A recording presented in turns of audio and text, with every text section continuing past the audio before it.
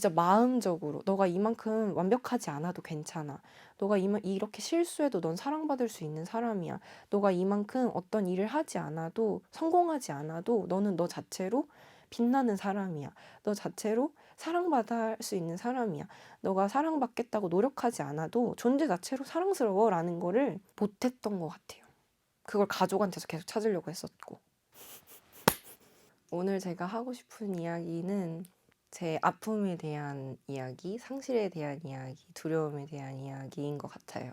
뭔가 되게 상실이 너무 많았어가지고 뭐부터 꺼내야 될지는 모르겠는데 꽤나 오랜 기간 우울증을 알아왔고 공황장애랑 이제 여러 신경증들을 알아오면서 잠깐 해외로 도피해 있었었는데 이제 한국에 들어와서 한 5개월 정도 지났는데 다 나았다고 생각했는데 나의 이런 신경증들이 다시 발현되는 걸 보면서 요 근래 되게 내 상실과 두려움에 대해서 되게 많이 생각을 하게 됐던 것 같아요. 가장 소중하게 생각하는 존재들이 있어요.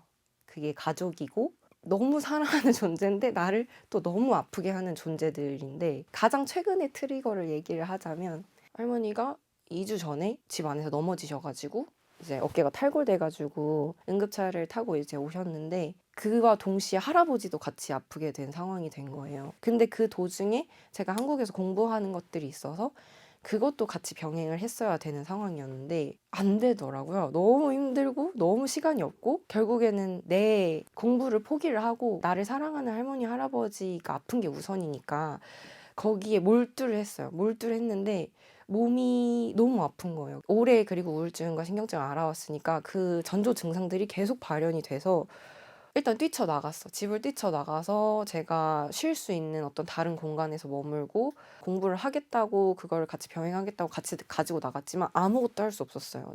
사실상 제 머리로는 이해가 안 됐던 거죠. 나는 가족을 사랑하고 나의 굉장히 많은 부분을 만들어준 존재들인데 왜 나는 이 존재들과 함께 있고 거리가 계속 가까워지면 나를 잃어갈까? 왜 나는 나를 지키지 못하고 계속 가족들에게 사랑을 넘어서 집착을 하고 있는 모습이 보일까? 그러면서 왜 나를 잃어갈까? 왜 나는 이거를 인식을 하고 있으면서도 내려놓지 못할까? 라고 의문이 들던 찰나에 명상을 시작하게 됐어요. 오빠의 전시를 통해서 디어를. 근데 거기서 발견한 나의 상실감이 아주 오래전 나도 기억이 잘 나지 않는 아이로서 나를 보호할 수 없는 아주 어린 나이일 때 아마 아빠의 외도였을 것 같아요. 그 사건으로 어머니가 이제 우리가 살던 어떤 공간에서 우리를 다 버리고 자기의 삶을 사려고 도망치려고 했던 그 순간이 아주 아주 무의식에서 보였어요. 그 명상을 하면서. 나는 자각도 하지 못했었던 기억이었던 것 같아. 아니면 잃어버리고 싶었던 기억이었는지 모르겠지만 그 순간에 그냥 막 터져 나왔어요. 울음이. 그리고 아주 어렸던 상실의 기억으로 너무 나는 사랑받고 싶었던 사람인 거야. 그 가족들한테. 특히 엄마가 나의 아주 큰 애착의 대상이 됐고 너가 큰딸로서 이렇게 해야 엄마 아빠가 욕을 듣지 않아. 이렇게 해야 엄마가 편해. 너가 이렇게 도와줘야 동생을 이렇게 챙겨야 아니면 너가 장녀니까 뭐 밥 먹고 너가 설거지를 해야 비단 아니면 집을 청소를 해야 뭘 해야 이렇게 해야 엄마가 좀 더 편하지 않을까라는 어떤 생각? 그래야 힘들지 않고 엄마를 잃지 않을 수 있겠다. 그냥 무의식적으로 내가 상실의 두려움이 생겼던 엄마를 지키기 위한 나의 어떤 행동들이 나를 만들었고 그런 행동으로 나는 그냥 어느 생각에서 계속 사랑받아야 된다라는 강박으로 옷도 이렇게 입고 공부도 이렇게 잘해야 되고 학교에서 이렇게 바른 생활도 해야 되고 누나로서 좋은 면모도 보여야 되고 이런 걸로 계속 나를 유년 시절을 채웠다 보니까 바르게 잘 크긴 했는데 내가 없었고 그래서 되게 사랑받으려고 고군분투했던 10대를 지나서 20대를 나를 찾으려고 했던 어떤 과정들을 겪었는데 동생이랑 같이 자취를 하기 시작하면서 같은 집에서 생활을 했는데 동생도 이제 곧 20살이 돼서 이제 어른이 됐으니까 자기의 자아가 굉장히 큰 상태인데 동생은 항상 내가 보호해줘야 될 존재고 가르쳐야 될 존재라고 생각을 했다 보니까 동생을 이렇게 가르치려고 들다가 거기에서 이제 싸움이 났어요. 근데 우리는 이제 성인이 됐고 동생도 어른 남자의 체격 186 크고 내가 어떻게 더 이상 힘으로서는 더 이상 제압할 수 없는 존재가 되었고 그 싸움에서 나는 그냥 형제가 싸우는 그런 다툼 말고 폭력이 되어버린 거예요.